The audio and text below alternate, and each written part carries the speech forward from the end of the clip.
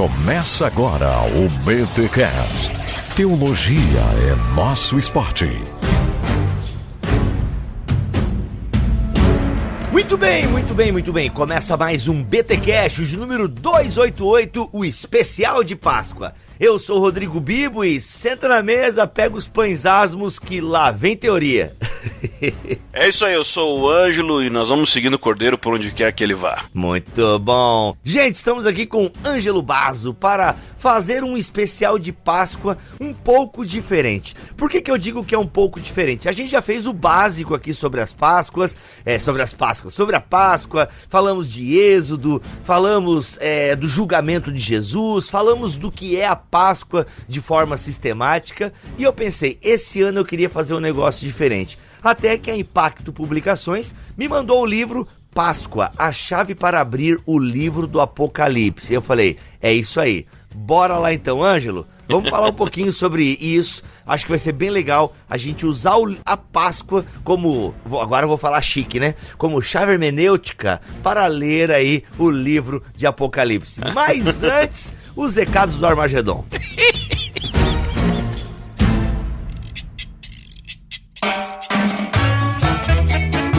E nos recados paroquiais dessa semana eu quero pedir que você trave na sua agenda o dia 3 de agosto de 2019, porque nós teremos em Campinas o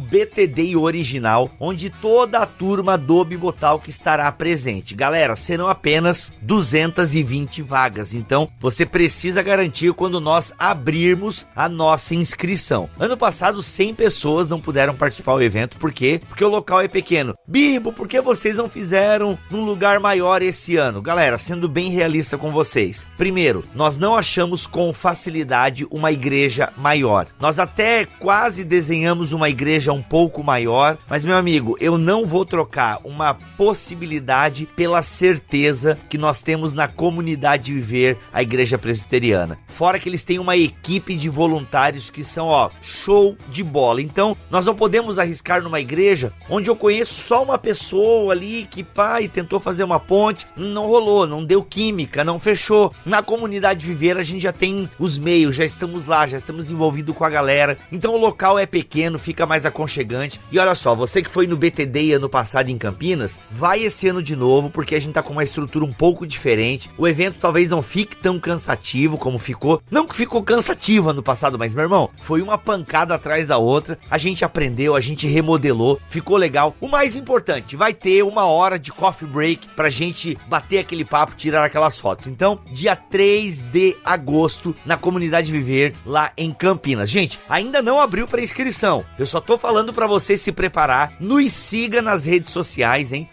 @Bibotalk, tanto no Instagram quanto no Twitter. Se você quiser acompanhar nossa fanpage também no Facebook, tudo que posta no Instagram, a gente manda também pra fanpage. Mas, galera, é o Instagram que a gente tem usado com mais frequência, ou o Twitter, beleza? Então, dia 3 de agosto, vai acontecer o BTD Campinas. Olha só quem é que vai trazer a palestra para nós. Alexander Steinharrefa, o nosso alemão de sunga, Davi Lago estará com a gente e também André Heinkman. Olha aí, gente, olha só. 3 irmãos feríssimas. Talvez tenha uma 4ª pessoa ainda, mas eu não posso falar, a gente tá ainda tá fechando os detalhes, mas talvez tenha uma pessoa muito querida que eu tenho certeza que vocês meninas vão amar, ok? Mas estamos ainda conversando, talvez a gente tenha 4 palestrantes, mas ainda não é certo. O certo é que nós vamos ter gravação de BTcast ao vivo, tem sido uma experiência muito legal. A gente fez isso em Brasília, fizemos isso em Porto Alegre, fizemos isso em Fortaleza, já falei Fortaleza? Não, Brasília, Fortaleza e Porto Alegre. E foram experiências muito legais. Você que é ouvinte do BTcast, vê como a gente faz e tal. Galera, é uma experiência muito legal. Então se segura que dia 3 de agosto nós teremos o BTD em Campinas, tá bom? Esse ano a gente não vai ter uma atração musical,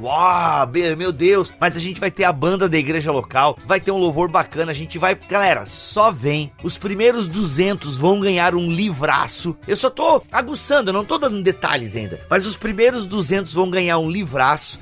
Meu Deus, gente, vai ter sorteio pra caramba. Só vem, prepara aí. Ó, vai ser um custo de R$50 o evento, tá bom? O evento vai ter um custo de R$50, que pra realidade de São Paulo, com coffee break incluso, é de graça. Mas o nosso objetivo não é lucrar com o evento, é pagar as contas, poder dar uma oferta pros palestrantes, pagar algumas despesas de viagem e tal. É isso. O objetivo é nós estarmos lá juntos, tendo comunhão, ouvindo a palavra, fortalecendo a nossa relação, tá bom? Quero ver vocês no BTD Campinas, dia 3 de agosto de 2019. É isso. Bora pra esse episódio aí, que eu não tenho palavras para descrevê-lo.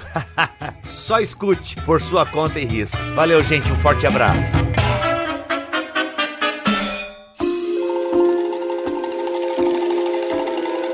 Ângelo, é isso. Dan Juster lançou o livro aí aqui no Brasil pela Impacto Publicações.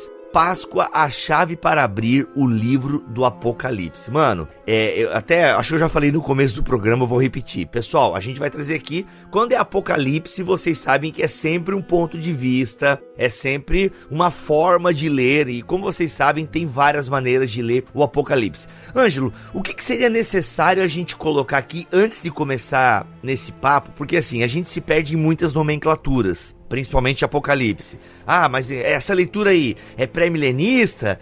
A gente mistura, por exemplo, assim, dois conceitos: pré-milenista ou dispensacionalista. A gente faz essa confusão, né? É bem comum, assim, porque são muitos termos. Inclusive, gente, estamos preparando um podcast já desde o ano passado, que a gente vem falando, né, Ângelo? Sobre um dicionário teológico, pra gente entender as palavras-chave da teologia, pra não fazer essas confusões. Então, vamos sedimentar aqui, Ângelo, pra galera entender esse nosso papo. Então, essas nomenclaturas aí, onde que este conceito do Dan Juster, que na verdade não é dele, né? Já fizeram isso outras vezes e tal, mas o que a gente poderia falar para nossa audiência, para eles começarem a entender o rumo da nossa conversa? Então, existe método de interpretação. Esse é a primeira coisa que acho que a gente pode pensar quando fala de Apocalipse. É importante não confundir Apocalipse com escatologia. Escatologia é um estudo maior, Apocalipse é só o livro.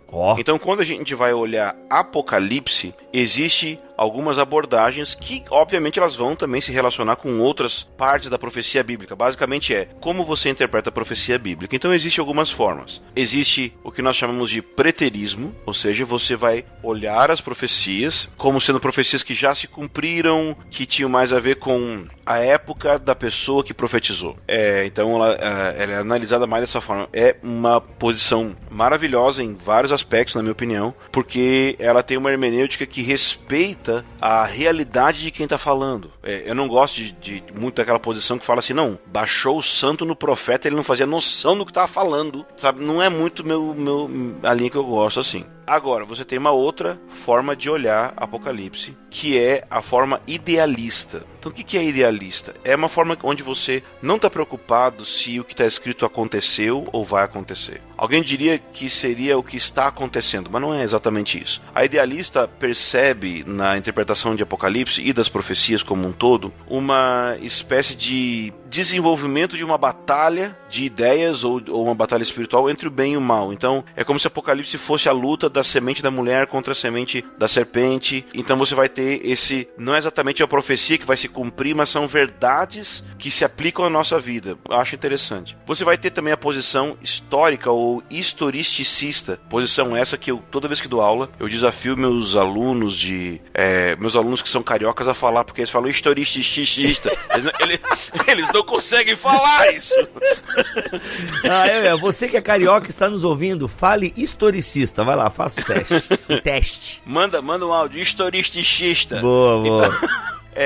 Então essa posição é o que poderia ser chamado de posição evangélica. Você que é carioca pode falar abordagem histórica e você não vai ter muitos problemas. Pronto. Então, historicista seria a posição evangélica. Mano, usa outra palavra que agora até tu tá falando meio carioquês. Historicista. Fala abordagem histórica aí, vai.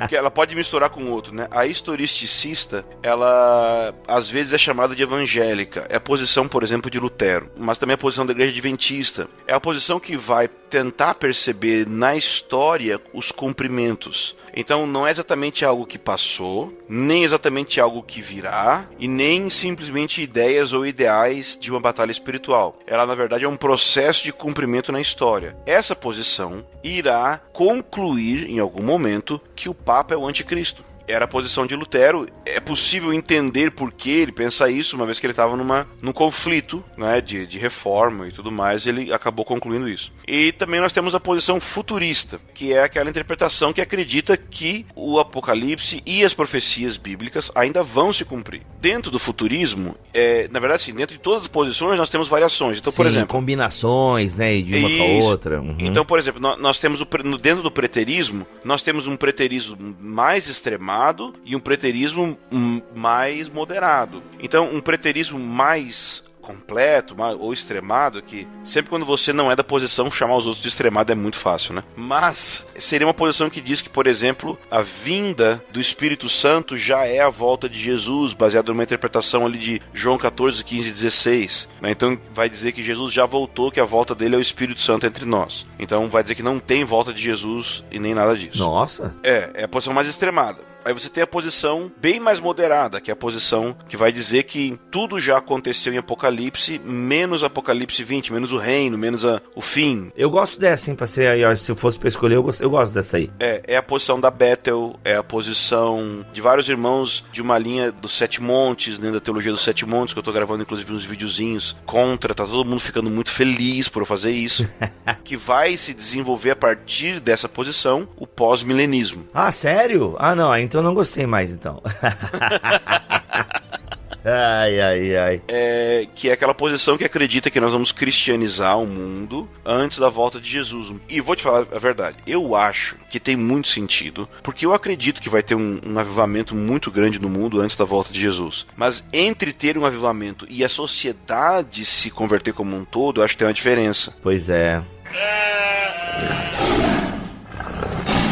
Então a gente tem também a posição futurista. Na posição futurista, a gente tem a posição mais extremada e a mais moderada. Então eu me acho o super moderado. Claro. Os outros são extremos, você moderado. Claro.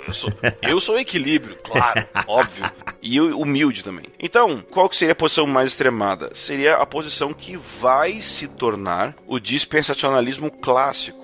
Então ele vai olhar, por exemplo, as 7 cartas, as 7 igrejas, as 7 cartas, as 7 igrejas de Apocalipse, como sendo 7 períodos na história da igreja. Já um futurista mais moderado, minha posição do George Ladd, posição do Dan Juster no livro, já não enxerga dessa forma. Já enxerga ali nas cartas igrejas históricas que existiram e, óbvio, lições que servem sim para a preparação da igreja antes da volta de Jesus, mas não como uma profecia, né? Mas mais como uma orientação. É uma palavra profética e não uma profecia. Em que sentido que é uma palavra profética? Que João teve uma palavra de conhecimento, uma revelação do que ele estava falando ali, né? Então é profético nesse sentido, ainda que não seja uma profecia, na minha opinião. Então o Dan Juster vai partir de uma base futurista, em primeiro lugar. Mas ele é futurista moderado, então a posição dele é a mesma posição do George Eldon Ladd. Mas como ele é um judeu messiânico, então ele procura sempre ensinar a Bíblia, o Novo Testamento, mostrando que não tem um rompimento muito forte de Antigo e Novo Testamento. Ele dá uma ênfase forte no aspecto do continuismo, da continuidade de Antigo para o Novo. Então a gente tem estudos sobre continuidade e estudos sobre descontinuidade Antigo e Novo Testamento. As duas coisas são importantes. Ele vai enfatizar aspectos de continuidade. Nesse estudo especificamente, ele vai mostrar como que o livro de Êxodo, ou melhor, todo o Êxodo, a experiência do Êxodo, ela forma um pano de fundo para muito da mentalidade existente em João para escrever o livro de Apocalipse. Beleza, segura aí, pra gente sedimentar bem. Você apresentou aí maneiras de se ler o Apocalipse, né? Futurista, idealista, histórica, historicista, né? Isso. Enfim. E aí dentro ou fora tem também as outras categorias, né? Pré-milenista, pós-milenista. Isso, aí nós temos as categorias que estão relacionadas com o reino ou com o milênio e também as categorias que estão relacionadas com a tribulação. Isso. Então, as categorias relacionadas com o milênio, você tem amilenista, pré-milenista e pós-milenista. O nome é meio óbvio, amilenista não tem milênio. Já tá rolando. Se eu fosse amilenista, eu não me chamaria amilenista. Eu não acho boa esse nome. Então, o Martin Lloyd Jones, ele dizia que era a interpretação de um milênio espiritual, um reino espiritual. A gente tem que entender, eu não sou amilenista, mas eu tento me colocar no lugar, eu penso, não, quem nomeou, deu um nome ruim, né? Não ficou legal esse nome, né? Mas basicamente é a posição que diz que nós temos uma escatologia inaugurada. Então, algumas pessoas são de escatologia inaugurada e outros são de escatologia que a gente poderia chamar de consumada. Então, algumas pessoas pensam que o reino já veio, outras pensam que o reino já veio em partes, mas está vindo, e outras creem que o reino não veio. Então, essas posturas, elas variam muito. Varia do quê? Da sua definição de reino de Deus. O que é o reino de Deus? Então, conforme você definir, você vai saber se você é amilenista, pré-milenista ou pós-milenista. E é óbvio, claro, que você vai ter a exegese de Apocalipse 20, mas nem sempre vai ser só a exegese de Apocalipse 20 que vai te levar à sua posição. Então, o amilenista vai falar que o reino de Deus já está em andamento em uma forma espiritual. Então, Cristo já reina a partir do céu e seus santos com ele. A visão pós-milenista vai afirmar que esse reino há de vir em uma forma espiritual, como um avivamento e uma transformação na sociedade. E a visão pré-milenista vai dizer que esse reino há de chegar ainda no futuro, que ele não veio. No meio do caminho ali desse pré-milenismo, você vai ter o George Led, que falou muito sobre já e ainda não. Mas não foi ele que criou essa teoria. Foi o quem? O Kuhlman, não? C.H. Dodd. Ah, o Dodd, isso. Uhum. Porque tinha um outro teólogo chamado Albert Schweitzer que falou que Jesus era um judeu que pregava de maneira apocalíptica e pregava um reino futuro, judaico, literal, na terra. Só que Jesus era, sim, falando de um jeito bem de quem não entende, tolo. Jesus era louco e Jesus errou. E Dodd vem pra dar uma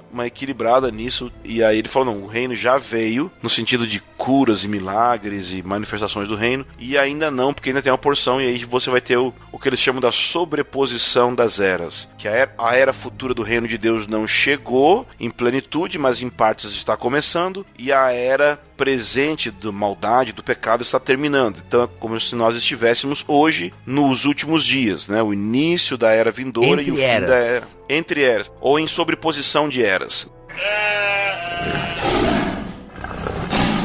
Vamos encurtar caminhos aqui, Ângelo. Vamos lá. A leitura que a gente vai fazer, né? Tu vai fazer a tua leitura a partir do Dan Juster e a partir de das tuas referências aí. A gente tá em qual campo aqui? A gente tá numa leitura idealista, futurista, ou no caso uma leitura futurista, pré-milenista histórica, é isso? Mais ou menos o nosso chão que a gente tá pisando aqui. A minha leitura vai ser futurista moderada. Isso, porque você é um cara moderado. Eu sou uma pessoa super equilibrada, todo mundo que me conhece sabe disso. Isso. Né? Minha psicóloga falou isso pra mim, né?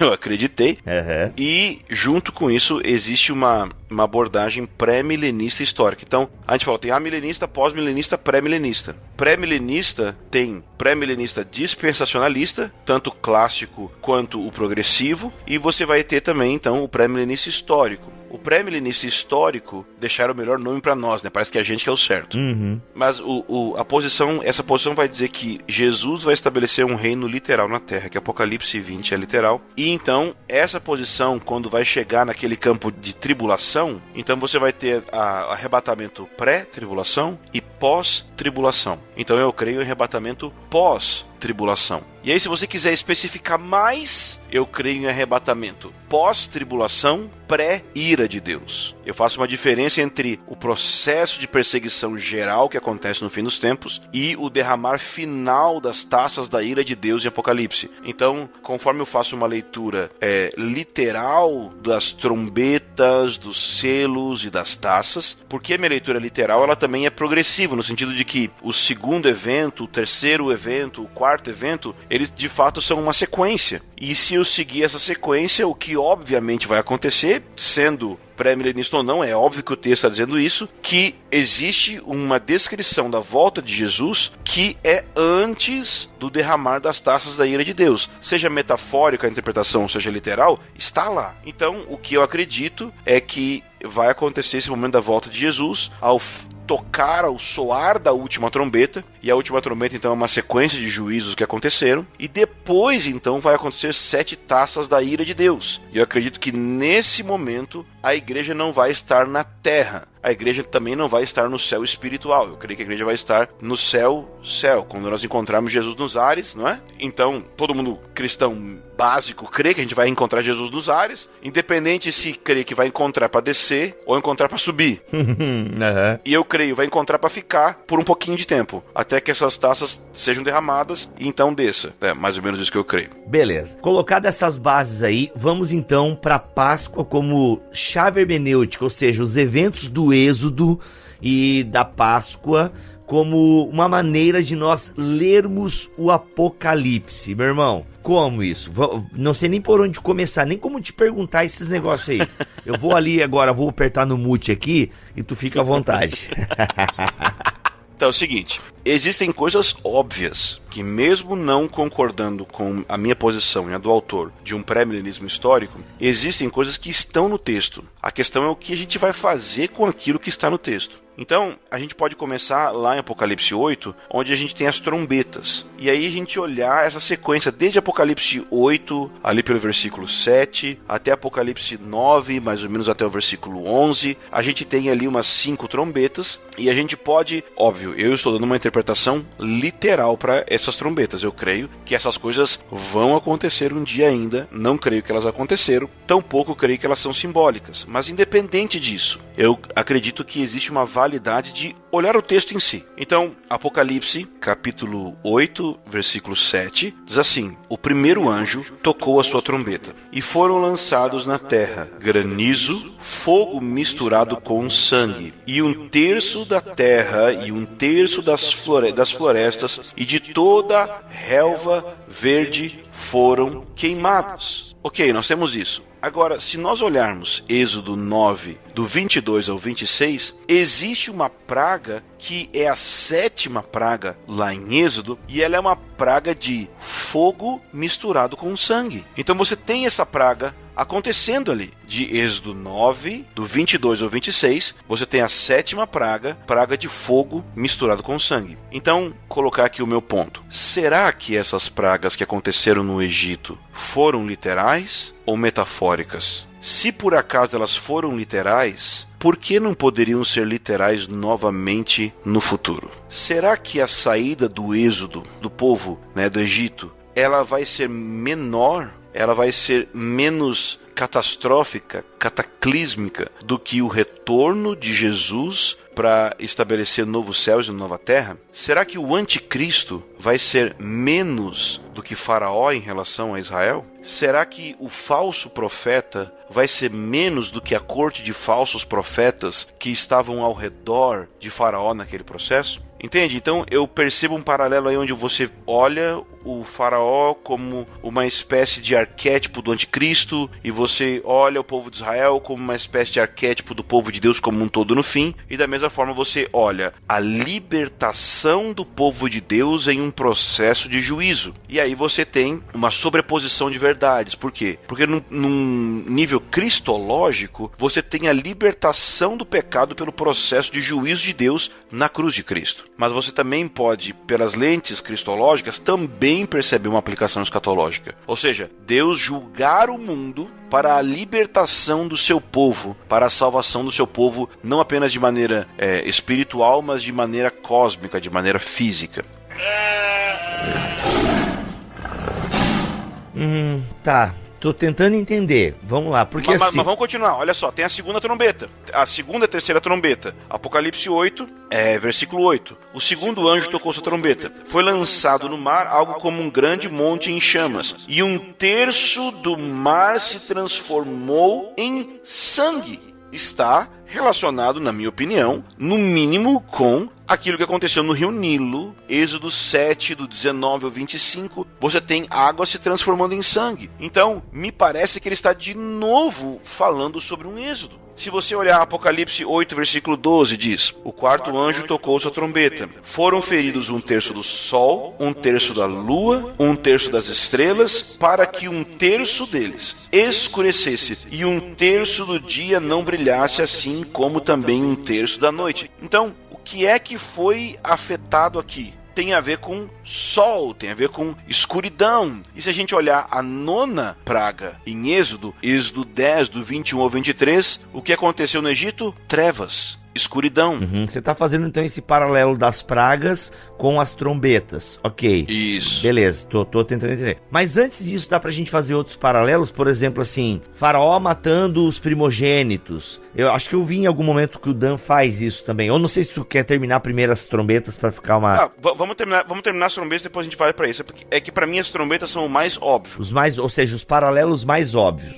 Que são assim, literais, óbvio, todo mundo pode concordar, independente da posição. Ou seja, a gente pode concordar na interpretação, ainda que a gente possa variar na aplicação. Então, a 5ª trombeta, Apocalipse 9, ele fala: o 5º anjo tocou sua trombeta, e eu vi uma estrela que havia caído do céu sobre a terra, e foi-lhe dada a chave do poço do abismo. E aí ele vai tirar de dentro desse abismo uma série de coisas ruins. O que acontece é que assim como essas coisas ruins, por exemplo, no versículo 7 vai dizer: os gafanhotos eram parecidos com cavalos aparelhados para a guerra. Algumas pessoas vão chamar de gafanhoto, outras pessoas vão dizer que esses gafanhotos são simbólicos, representando demônios, mas seja um, seja outro, está escrito gafanhoto, não está escrito? E o que acontece? A 8ª praga no Egito, Êxodo 10, do 12 ao 20, é gafanhoto. Então, para mim, ele está dizendo assim: ei, leia Êxodo também. Até porque João era judeu, conhecia essas histórias todas aí. Exatamente. Então, eu acho que ele está, no mínimo, nos instruindo a ter uma leitura ampla da Bíblia, que considera o Antigo Testamento como válido para a interpretação também do Novo. E o Novo como sendo uma plenitude das verdades expressadas de maneira não plena no Antigo. Tá, mas beleza, não sei se já terminou os paralelos aí, mas tu falou de Cristo antes ali. Na cruz de Cristo a gente não tem a consumação disso tudo, Ângelo. A gente, Cristo é a nossa Páscoa, acabou Êxodo, acabou, a gente, né, a libertação do pecado já aconteceu, já tivemos o nosso Êxodo, digamos assim, já tivemos, Cristo é a nossa Páscoa. E aí agora eu voltar pro Apocalipse, eu ir pro Apocalipse, e aí de novo tem um julgamento, é como se, tu tá dizendo então assim, beleza, na cruz nós temos a ira de Deus sendo aplacada, beleza? O Cordeiro de Deus que tira o pecado do mundo. Ponto pacífico aí, ok. Mas em Apocalipse, então, tem um novo julgamento do mundo, então, né? Então, ou seja, o mundo vai ser novamente julgado, e aí, de novo, o povo de Deus vai ser liberto pelo sangue do Cordeiro desse julgamento. Me ajuda aqui a entender a cruz de Cristo, e aí depois, de novo, esses paralelos com o Egito, mas lá em Apocalipse, mas, poxa, Cristo já não resolveu tudo isso na cruz? Ok, começando com o Êxodo, né? Com a própria passagem. Nós temos o momento que Israel passa o sangue sobre os umbrais da casa, para que a morte não toque eles. Beleza. Então, na minha opinião, isso faz uma referência óbvia a Jesus, como o sangue, como o anjo da morte que não passa não toca a nossa vida. Só que tem uma parte do assunto que não aconteceu. O anjo da morte não passou na casa dos primogênitos de Faraó ainda. Ou seja, ainda que nós tenhamos sido poupados do juízo, o juízo não ocorreu. O dia do Senhor vai chegar, o inferno vai chegar um juízo ainda, do qual nós previamente estamos livres se estamos em Cristo, mas a ira de Deus ainda existe, ela não existe sobre aquele que está em Cristo, mas se você não está em Cristo, a ira de Deus paira sobre você ainda, e ela só não cai sobre as pessoas agora nesse exato momento, porque Deus é paciente para conosco, não querendo que ninguém pereça, mas que todos venham arrepender. Mas vai chegar um dia, é chamado o dia do Senhor na Bíblia, e você pode ser amilenista, pré-milenista, pós-milenista, com arrebatamento secreto e sem arrebatamento secreto. Uma coisa todos nós concordamos: tem um dia de acerto de contas. Como vai ser esse dia? Quais são os detalhes? A gente pode discordar entre nós, mas que tem um dia que Deus vai recompensar a justiça e também ele vai vingar o pecado, isso existe. Então, a gente não pode pensar que toda a ira de Deus foi aplacada na cruz, porque nós entramos no universalismo aí.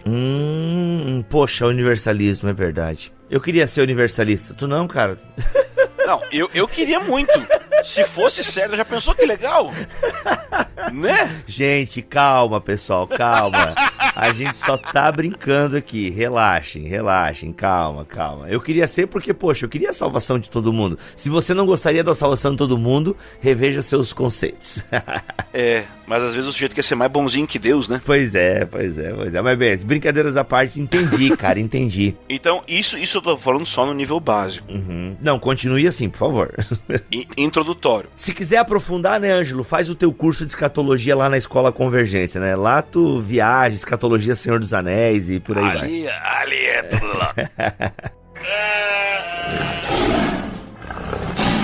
Mas deixa eu dar um exemplo simples. Talvez, provavelmente mais para os irmãos que creem em arrebatamento secreto, talvez vai interessar mais isso. Aquela posição que diz que nos Estados Unidos agora só contrata um piloto crente por avião, porque se acontecer o arrebatamento, vai ficar... Pô, como que a empresa consegue avaliar a salvação de quem ela tá contratando?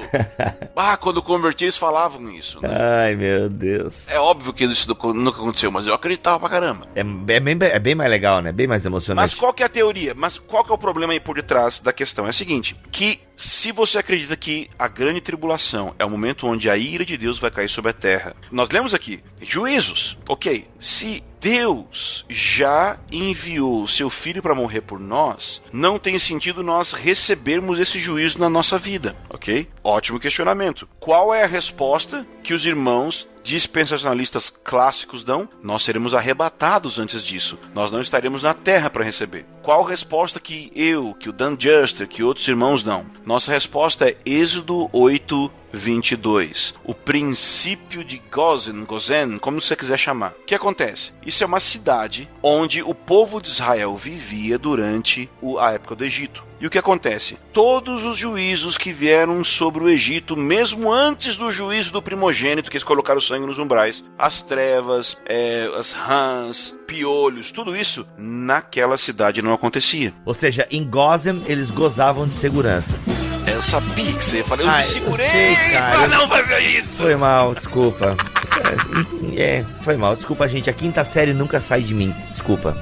Então, o que acontece é que eles eram sobrenaturalmente protegidos ali, ok? E essa proteção você vai ver também sobre o próprio Jesus. Por quê? Porque assim como o faraó vai matar os primogênitos no Egito, você vê que Herodes também quer matar os primogênitos na geração de Jesus. E Jesus é sobrenaturalmente protegido no Egito. Eita. É meu próximo sermão que eu vou fazer. Daí eu tô lendo todos os caras que falam sobre do Egito eu chamei meu filho, Mateus, de onde você tirou que essa profecia de Oséias se aplicava a Jesus? Se ela fala de Israel, rapaz, Mateus tá me matando.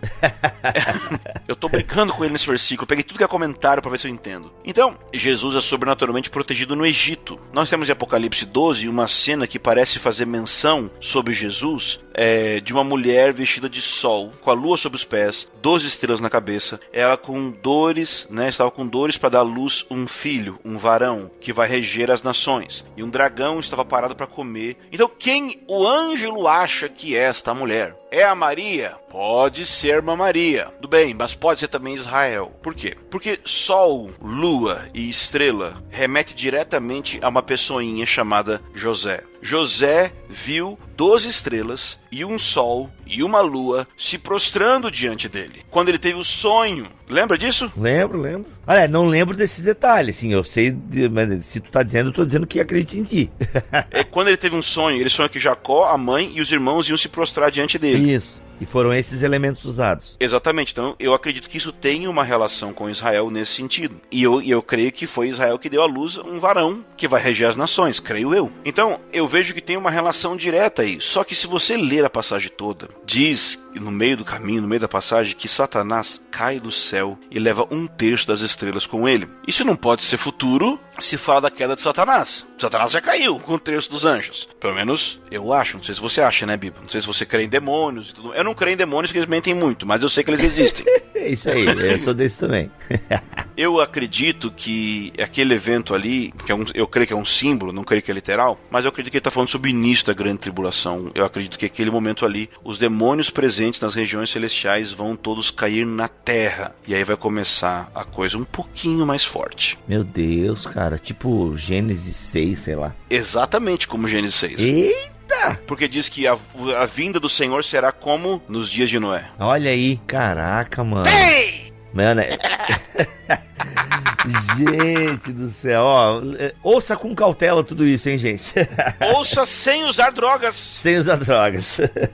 Então a gente vê, por exemplo, em Apocalipse, duas testemunhas que profetizam, e eles estão profetizando, na minha opinião, contra o sistema do mundo. E eu vejo em Êxodo duas testemunhas profetizando contra o sistema do mundo, Moisés e Arão. Então eu vejo novamente uma relação. Em Apocalipse, quando nós vemos o que as duas testemunhas fazem, uma delas parece muito com as ações de Moisés, porque transforma água em sangue. Óbvio que a outra, não estou dizendo que é Elias, mas parece que tem uma relação com Elias, porque ela fecha o céu para que não chova durante os dias da sua profecia. Os dias da profecia das duas testemunhas são 3 anos e meio. 3 anos e meio é exatamente o período que Elias fechou o céu durante o tempo da sua profecia. Então, ou seja, vocês meio que leem de maneira literal o que muitos consideram simbolismos e paralelos que João às vezes está fazendo, mas de maneira simbólica. É isso, se eu estou entendendo? Eu leio de maneira literal. Ou seja, eu vou trazer uma aplicação para o estilo de vida da pessoa, onde ela tem que estar, por exemplo, pronta para o sofrimento, ao mesmo tempo ela tem que entender que Deus pode preservar ela do sofrimento. Eu não acho que Deus vai arrebatar a pessoa durante a grande tribulação.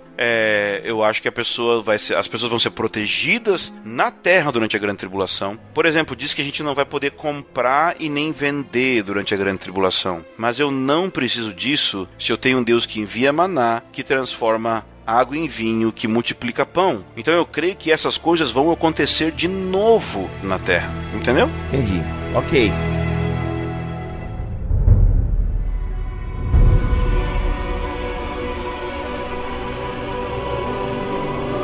Sigamos. Tá forte. Quais outros paralelos aí? Bom, pra mim o paralelo mais forte, assim, que mais sempre me toca, que mais eu sempre penso, é esse paralelo da terra de Gozém. Por quê? Porque o argumento todo do pessoal sempre vai ser de que não é certo nós sofrermos os juízos de Deus que vão acontecer no fim dos tempos. Só que tem uma coisa, e que eu acredito. Os problemas gerados no fim dos tempos não vão ser fruto apenas do juízo de Deus. Em Apocalipse 12 você vai ler que o dragão sai para perseguir os outros filhos da mulher. Usa essa expressão. Então quando eu penso em grande tribulação, eu penso num evento que possui 4 fontes distintas de pressão. Existe uma pressão óbvia gerada pelos juízos de Deus. Existe uma pressão óbvia gerada pelos pecados dos seres humanos. Porque conforme você lê Êxodo, diz que os homens não arrependem dos pecados, das suas mortes, dos seus assassinatos. Então eu acredito que quando nós lemos, por exemplo, Jesus falando sobre a parábola do joio e do trigo, nós temos o costume de olhar essa parábola e dizer assim: ô irmão, na igreja tem joio e trigo. A passagem não está dizendo isso. A passagem está dizendo que o joio e o trigo crescem juntos no mundo e que a colheita é o fim da era. Então ele está dizendo que na sociedade tem joio e trigo. Ele não está dizendo que na igreja tem joio e trigo, então tem que acostumar com pessoas vivendo em pecado na igreja. Não, não é isso que ele está dizendo. Ele está dizendo que os dois convivem juntos. E aí ele diz que o fim da era é o quê? A colheita. E o que ele vai dizer que são, né? O joio e o trigo. São os filhos do reino e os filhos do maligno. Se o fim do mundo é colheita, significa que você vai ter chegado num ponto da maturidade do pecado. Eu acredito que no fim dos tempos nós vamos ter uma igreja, como diz Efésios, sem mácula, pura, madura. Eu creio que a igreja vai chegar na sua maturidade antes da volta de Jesus. Mas eu também creio que o pecado e a malignidade vão chegar na sua maturidade antes da volta de Jesus. E é isso que a gente vê em Apocalipse. Imagina, por exemplo, sei lá, Bibo, você converteu há quanto tempo? 20. 20 anos. 20 anos, é. Faz 20 anos esse ano. Olha aí que bonito. Eu converti em 98, eu por aí. em 99. Então, tamo junto aí. Aí, ó, Josué Irion Feelings. Ai! É isso. Yeshua HaMashiach Elohim Kadosh.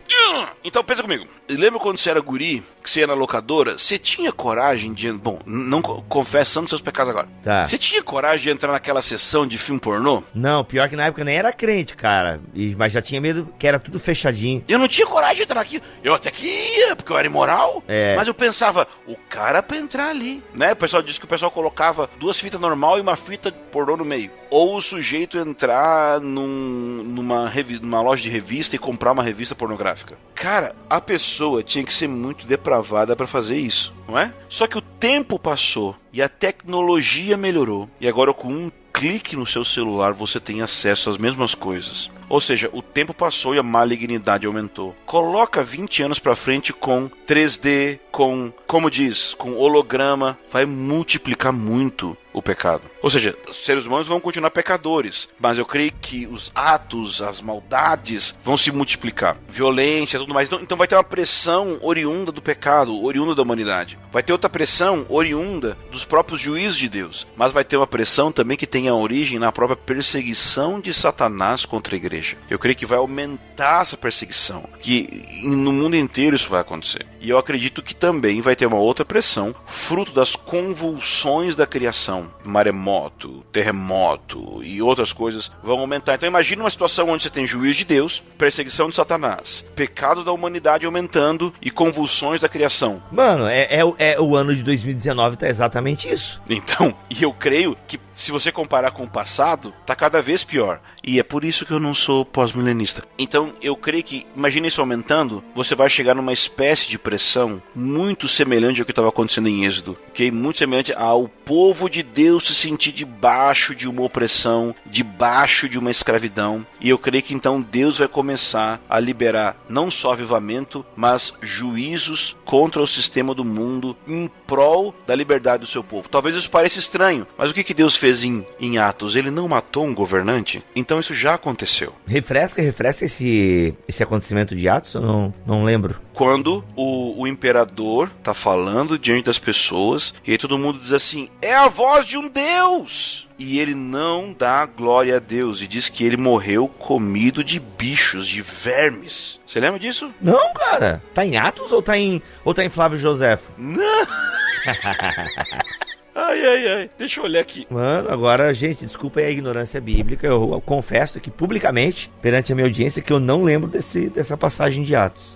Atos 12, versículo 20 diz assim: Herodes estava furioso com os habitantes de Tiro e de Sidom, mas estes foram à sua presença de comum acordo depois de conquistar o apoio de Blasto, o camareiro do rei. Eles pediam paz, porque a sua terra dependia do país do rei para abastecer-se. No dia designado, Herodes, vestido de trajes reais, sentou-se no trono e passou a dirigir-lhes a palavra. E o povo exclamava, é a voz de um Deus e não de um homem. No mesmo instante, um anjo do Senhor o feriu, porque não deu glória a Deus, e comido por vermes, morreu. Caraca, Herodes Agripa I. Diz que está na Bíblia. Caraca, mano. Então Deus ainda envia juízo contra governantes. Deus ainda envia juízos. Até hoje. Isso é depois da cruz.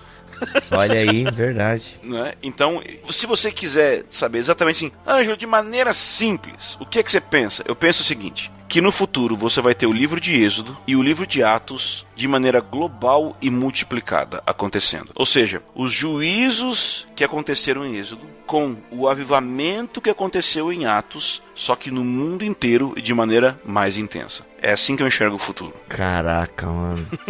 Uau.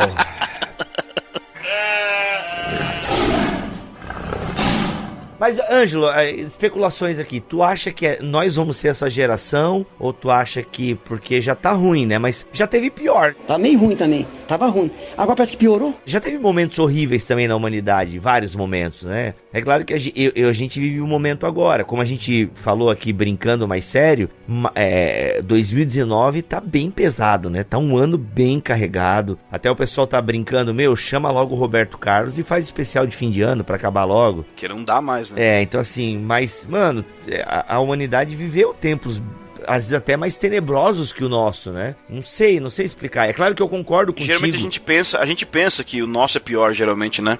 Porque a gente tá aqui vivendo ele, mas para pra pensar antes, né, em várias doenças, epidemias, a galera morria por coisas bem... Hoje em dia, né, em países subdesenvolvidos, a galera tá morrendo de doenças que já são controladas, em boa parte do mundo e tal. Então assim, mas imagine isso em larga escala no mundo anteriormente, que você morria porque pensava diferente. Ainda que hoje tá acontecendo, né, tá voltando a acontecer, né, pessoas morrendo por causa da sua posição intelectual, sexual e por aí vai. Enfim, mas eu creio que também a coisa tá piorando, sabe? A gente tá cada vez mais descontrolados e tal. Mas assim, mano, não sei, o que tu pensa disso? Que a gente vai ser a geração ou não? A gente vai preparar a geração que vai viver as paradas ou não? Não faço nem ideia. Eu só sei que tá punk. Então, eu penso que é possível saber a geração que Jesus vai voltar. Eita! Por quê? Porque ele diz em Mateus 24, ele usa uma expressão assim não passará esta geração sem que todas estas coisas aconteçam. Esse versículo, aparentemente, para quem não conhece um pré-milenista que estuda, vai dizer, ha! Te peguei! Como que você vai responder esse versículo? Óbvio, de um jeito simples. O versículo está dizendo que a geração que ver tudo o que ele acabou de dizer não vai passar. Ele falou de uma série de coisas em Mateus 24, juízos, perseguição, tribulação e tudo mais. E ele vai dizer o seguinte, Mateus 24, 32, ele diz assim, aprendei, pois, a parábola da figueira. Quando os ramos se renovam e as folhas brotam, sabei que o verão está próximo. Tem gente que vai pegar isso aqui e vai dizer, figueira é Israel.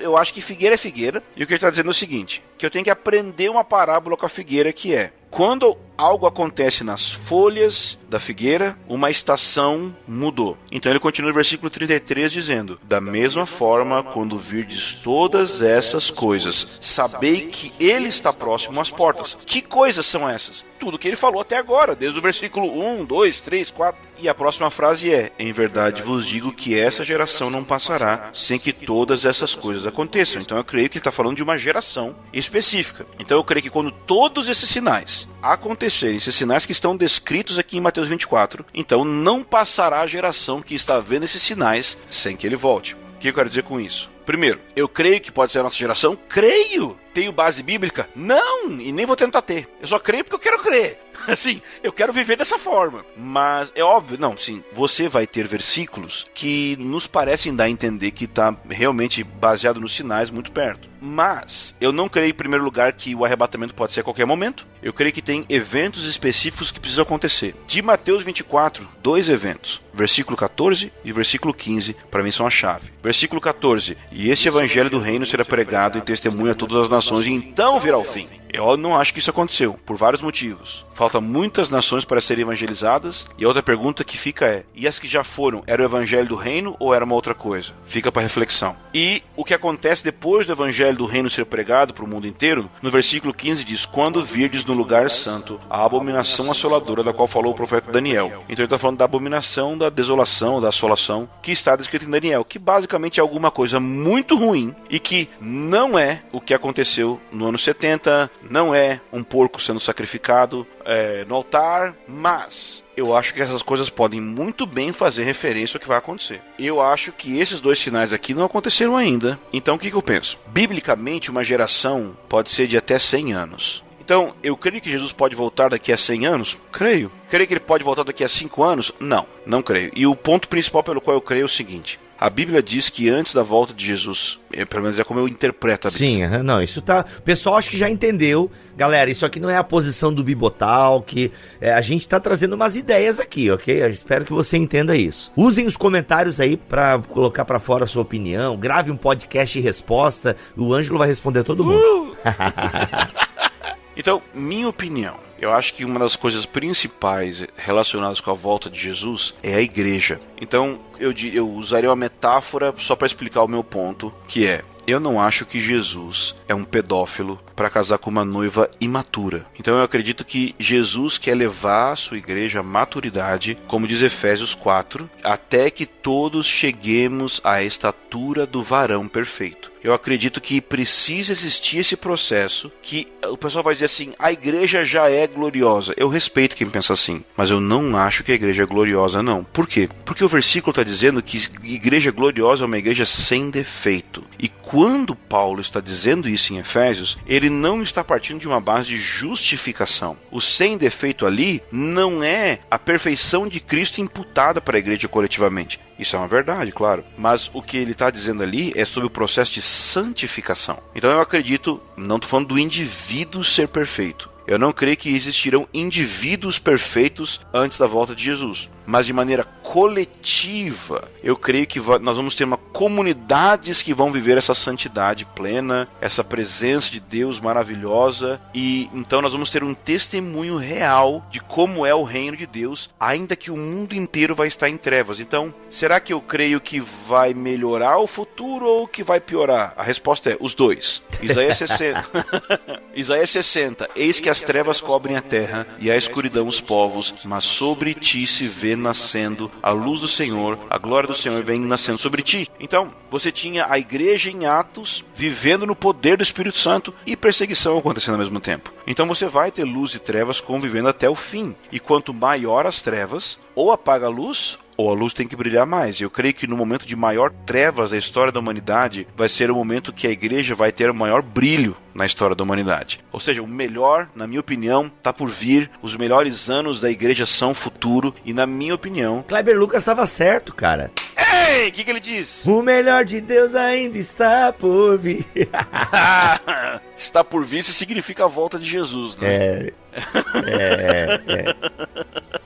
Ai, ai, ai. Então eu não creio que nós estamos próximos da volta de Jesus nem em 10 e nem em 20 anos, ok? Agora deixa eu falar uma coisa. Eu sei que a maioria dos seus ouvintes não pensam o que eu vou falar, mas talvez você tenha um ouvinte que pensa e eu quero falar pra ele. Irmão querido, vai que algum imbecil falou com você algum dia, o enviado do inferno. Eita, calma. Disse que nós não podemos saber o dia e a hora da volta de Jesus. E isso significa que nós podemos saber o mês e o ano.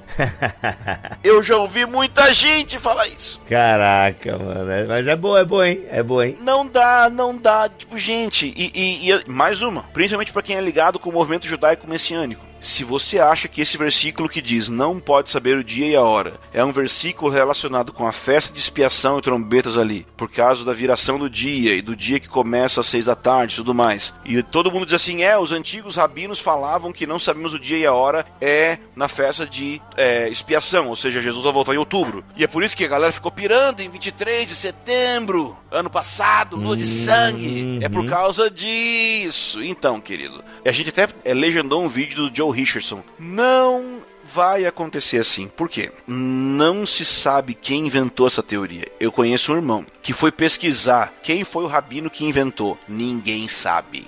Ninguém sabe. Então todo mundo fala assim, os antigos rabinos diziam...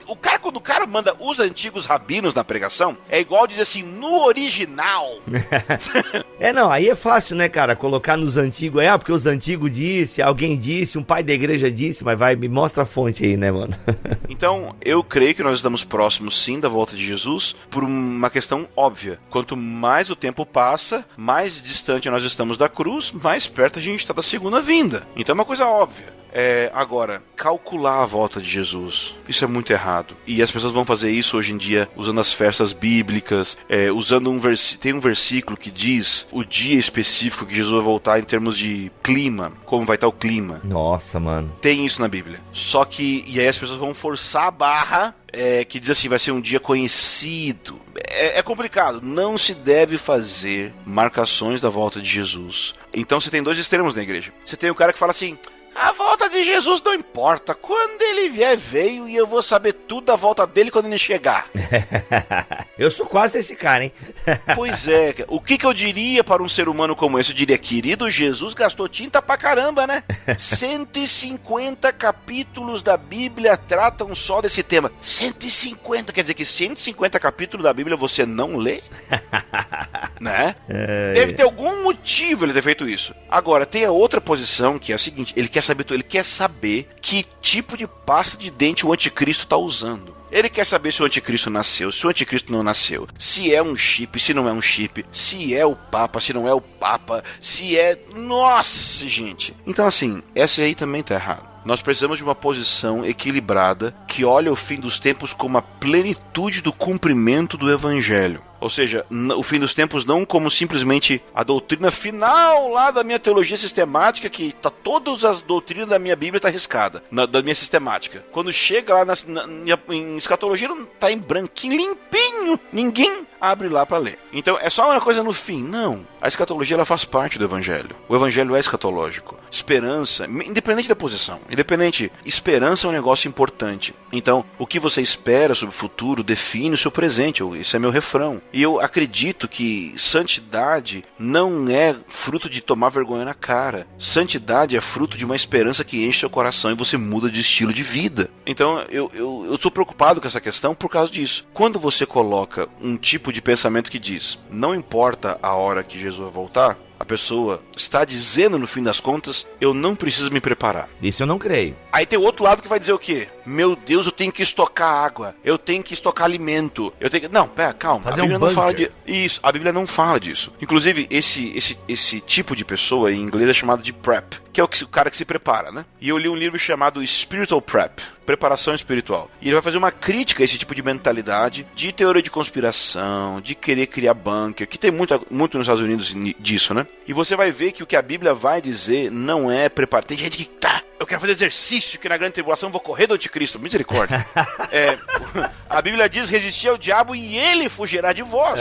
Então, a Bíblia vai falar sobre uma preparação moral, uma mentalidade pronta para o sofrimento, uma mentalidade de serviço, uma mentalidade de honrar a Deus, mesmo diante de perseguição. Eu creio que o pré-milenismo histórico é mais correto que os outros por um motivo. Uma das partes. Porque, de um lado, você tem o dispensacionalismo que vai induzir, infelizmente, muitas pessoas a terem uma mentalidade de escapar do mundo para ser livre dos problemas. O que acontece é que isso bombava dos anos 80 e 90, era essa posição que tinha até então. Mas da metade dos anos 90 em diante, começa uma transição onde as pessoas começam a questionar isso muito na igreja pentecostal, nos movimentos carismáticos. As igrejas históricas sempre teve essa posição, mas também não fazia diferença nenhuma. Só que agora, o pêndulo foi pro outro lado. E a nossa geração, vendo que esse pensamento escapista não dava certo, ninguém mais está quase nessa posição de forma... Assim, os jovens, a maioria dos jovens estão pensando em outra coisa. Qual que é o resumo do que os jovens estão falando? Nosso chamado não é ir pro céu, nosso chamado é trazer o céu pra terra. Isso é tão errado quanto. Não tem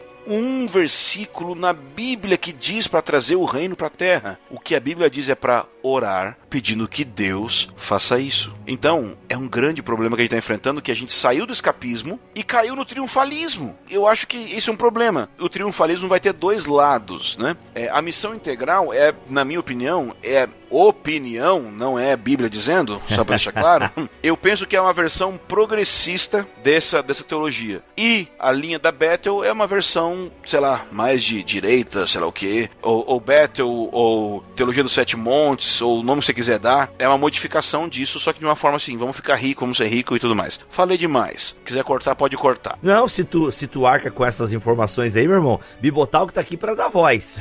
eu tô fazendo um vídeo no YouTube sobre isso. Então eu tô explicando isso ponto por ponto. Então eu penso que entre o extremo de escapar desse mundo e o extremo de ser triunfante sobre a sociedade nesse mundo, eu creio que tem um equilíbrio no meio, que é sermos peregrinos que dão testemunho do reino vindouro.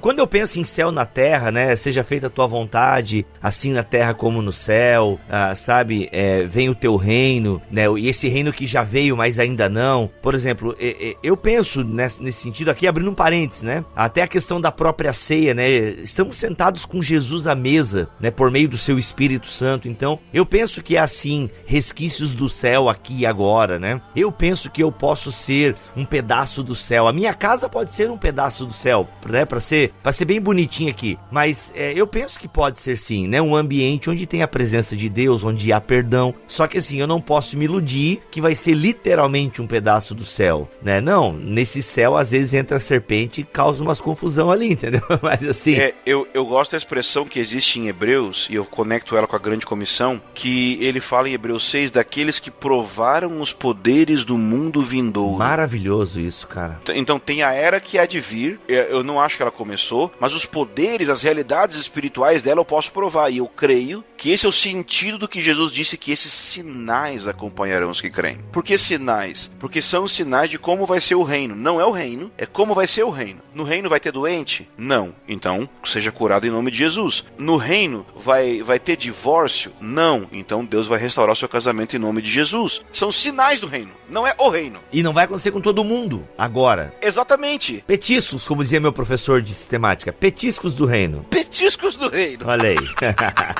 Mas o que eu quero dizer com isso é que é o seguinte, é que uma placa dizendo daqui a tantos quilômetros vem a cidade, não é a cidade. Então, eu tenho muita cautela de dizer que algo é reino. Vamos lá, posso abrir meu coração aqui pra você? Abra o seu coração. Se quiser editar, você edita. Não, a gente não vai editar nada, cara. O pessoal aqui já sabe que o convidado dá a opinião dele e ele arca com a opinião dele. A gente tá aqui pra dar palco. Eu arco totalmente com a minha opinião. Então eu vou te falar o seguinte. Primeiro eu vou soltar a heresia. Eu não acho que o reino veio e ponto final. Eu acho que é só futuro, não tem nada presente. Ponto final. Ok, discordo completamente. Agora irei provar. Eu creio que a palavra reino de Deus, ela tem dois sentidos na Bíblia. E que se você misturar esses sentidos, você vai ter confusão. Existe um sentido, por exemplo, no Salmo 103, fala que o Senhor estabeleceu o seu trono nos céus, seu reino domina sobre tudo. Ou seja, Deus é soberano, Deus governa sobre tudo. Então, nesse reino, nesse sentido, já existe. Deus já reina sobre tudo e ponto final. Não tem discussão sobre isso. Mas existe um outro sentido que a Bíblia fala de reino, que é o reino que um descendente de Davi estabeleceria um trono em Jerusalém, construiria um templo em Jerusalém, e por meio disso as nações correriam para essa cidade para aprender a Torá, e a partir disso ele iria restaurar toda a terra para que ela fosse novamente, assim, estou resumindo minha leitura da Bíblia, né? Fosse restaurar a terra para que ela fosse novamente como é o Jardim do Éden, ou colocando de outra maneira, mas usando o versículo prova, texto prova, Apocalipse 11, versículo 15, que depois que tocou a última trombeta diz assim: o reino do mundo passou a ser do Senhor e do seu Cristo. Não era até então, passou a ser. Então, eu acredito, e eu sei que o argumento que algumas pessoas vão usar é: mas a Bíblia diz, Jesus falou, que toda autoridade me foi dada no céu e na terra. Provarei que estamos errados na interpretação normal dessa passagem. Por quê? Quando Jesus diz toda autoridade me foi dada nos céus e na terra, eu não creio que ele está dizendo que ele recebeu o reino de Deus, já está governando, já está reinando, e de alguma forma assim. Por quê? Simples, porque Pedro explica essa passagem. Pedro explica a grande comissão para Cornélio em Atos, capítulo 10, versículo 42, se eu não me engano, vou ler aqui para mostrar para você. Atos 10, 42, Pedro, que está pregando para Cornélio, vai dizer que Jesus comissionou ele para pregar. Então ele diz assim, versículo 39: e somos testemunhas de tudo quanto ele fez, tanto na terra dos judeus como em Jerusalém, mas eles o mataram, pendurando-o no madeiro. Deus o ressuscitou ao terceiro dia e lhe concedeu que se manifestasse não a todo o povo, mas às testemunhas predeterminadas por Deus, a nós, que comemos e bebemos com ele, pois ressuscitou dentre os mortos. Ele nos ordenou que pregássemos a todo o povo e testemunhássemos que por Deus ele foi constituído juiz dos vivos e dos mortos. Que autoridade que Jesus recebeu quando ele morreu e ressuscitou, na minha opinião? A autoridade de ser juiz de vivos e mortos. Ou seja, no juízo final, quando o sujeito chegar e levantar e tentar falar para Deus assim: ah, Deus, mas você nunca sofreu o que eu sofri, ele vai perceber que quem está no trono é um ser humano com marcas na mão, que foi tentado em tudo que ele foi tentado, e ele não vai ter saída. Então eu creio que a grande comissão fala sobre testemunhar, como Pedro está dizendo aqui, que as pessoas podem ser perdoadas dos pecados se arrependerem, se converterem, e assim elas vão ser participantes desse reino que há de chegar quando Jesus vem. Então, por exemplo, poderia fazer um podcast inteiro refutando todas as passagens que as pessoas vão argumentar, dizendo que o reino já está presente, ou já ainda não, ou totalmente já. Nós vamos dar um exemplo. Arrependei-vos porque está próximo o reino, ok? Essa seria a primeira que as pessoas usariam. Essa expressão não diz que o reino está perto, como algumas pessoas pensam. Infelizmente, por causa das traduções da Bíblia em inglês é pior ainda a tradução, porque tem a expressão at hand, que é como se fosse assim, está próximo da minha mão, eu posso tocar ele. O sentido de próximo é o mesmo sentido quando fala em Joel ou em Isaías, que fala, o dia do Senhor está próximo. E aí ele fala, façam um jejum, arrependam. É a mesma palavra, é o mesmo sentido. E o reino de Deus está entre vós, ou dentro de vós, dependendo da tradução, né? Mas o entre vós, ou seja, Jesus como reino de Deus entre vós. Nossa, muito obrigado por citar essa passagem, porque daí eu posso falar mais ainda. Pessoal, já foi embora o assunto. Se você quiser desligar o podcast, já fizemos aqui sobre a Páscoa. Já virou conversas com Ângelo Basso. Ângelo Basso diante do trono, sei lá, mano. Ai, o Mac me mata. Já temos 1h20. Vai, encerra com essa, Ângelo, vai. Refutem o Ângelo nos comentários aí, galera. Vai lá. Isso, por favor. Interrogado pelos fariseus sobre quando o reino de Deus viria. Qual é a pergunta, então? Quando o reino viria? Não diz como o reino viria. É um questionamento de tempo. Quando o reino viria? Jesus respondeu, o reino não vem com aparência exterior. Nem dirão, está aqui ou está ali, pois o reino de Deus está entre vós. Bom, eu posso continuar aqui, mas vamos pensar aqui. Se a tradução certa for dentro de vós, ele está dentro dos fariseus. Não é. Eu acho que é entre vós a tradução mais correta. Isso. Que é o próprio Jesus, você não concorda? Concordo. E ele foi embora. E ele vai voltar. E é por isso que a gente quer que ele volte. Ah, mas não. Então aí que eu discordo. Porque eu vou embora, mas ele está presente através do seu espírito. E pra mim é a presença dele. E se é a presença dele, é a presença do reino. Ok, sem problema. Mas agora, você não acha que você pode acabar com toda aquela questão de saudade, de incompletude, de estar faltando alguma coisa, que, por exemplo, quando questionam Jesus sobre jejum, fala assim, Senhor, por que os discípulos de João jejum e os teus discípulos não jejum? Aí ele fala assim, podem jejuar os convidados do casamento, os amigos do noivo, quando o noivo está presente? Não. Dias virão, porém, em que o noivo será tirado, e então jejuarão. Para mim esse versículo tem tanto peso. Por quê? Porque ele está dizendo o seguinte, eu vou embora, e eles vão sentir muito a minha falta a ponto de perder fome. Eles vão jejuar porque eles vão ter saudade de mim. Então eu acredito que sim, o Espírito Santo é o consolador da falta que Jesus faz. E ele nos dá experiências sobrenaturais que nos apontam para o reino. Eu creio que o Espírito Santo sim é, vamos dizer assim, o Espírito do reino de Deus. Com certeza eu creio nisso. Mas para mim, o reino de Deus não é uma coisa espiritual apenas. Ainda que existam elementos espirituais do reino de Deus, eu creio que reino de Deus e reino da Inglaterra é a mesma coisa com uma exceção. Jesus é o rei e a Constituição é diferente e a capital é Jerusalém. Então, nesse sentido, eu não creio que o reino veio, mas eu creio que nós temos sinais do reino. Efésios é lindo porque fala que o Espírito Santo, a função do Espírito Santo é ser o penhor ou a garantia de uma herança. Então eu não creio que o Espírito Santo é a herança do reino de Deus. Ele é a garantia que um dia eu vou receber essa herança. Entendido. Que heresia maravilhosa! Me ama, Brasil! Me ama, Brasil!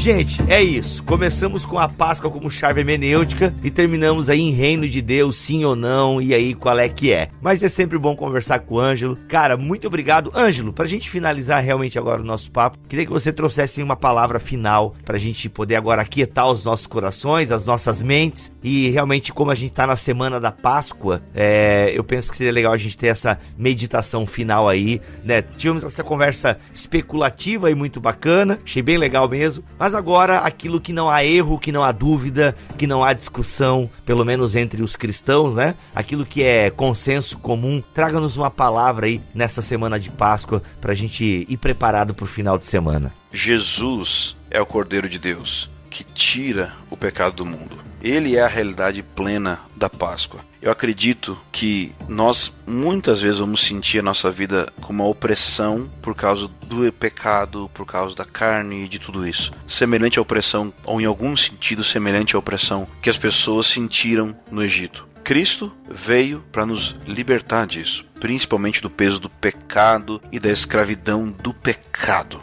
Não podemos brincar com isso. Existe um sangue precioso que não apenas perdoa. Ele não é o Cordeiro de Deus que perdoa o pecado do mundo. Ele é o Cordeiro de Deus que tira o pecado do mundo. Então que nessa Páscoa você saiba que existe um Deus que não quer apenas te perdoar para te deixar no mesmo estado. Ele não quer te perdoar para te deixar vivendo no Egito. Ele quer te perdoar para te levar até a terra. Ele quer te perdoar para te introduzir na realidade do reino de Deus e de uma comunhão com Ele. Bom, galera? Muito bom, muito bom. Gente, é isso. Vamos ficando por aqui. Eu sou o Rodrigo Bibo. Voltaremos no próximo BTcast, se Deus quiser e assim permitir. Fiquem todos na paz do Senhor Jesus. Amém. Fala amém, Ângelo. Amém, Ângelo.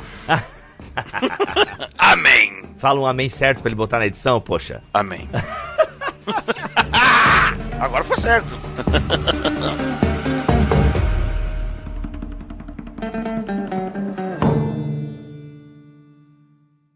Este podcast foi editado por Mac Bibotalk Produções.